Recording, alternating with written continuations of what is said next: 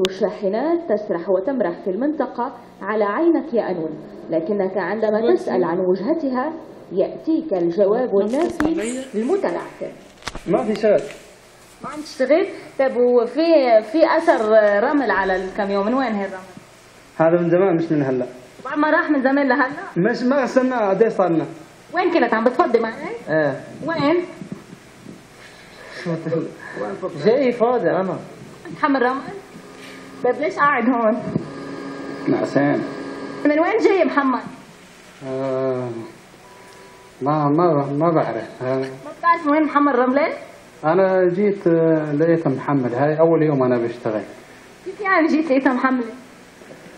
وعيت الصبح لقيتها محمل هنا. جواب مقنع أم عذر؟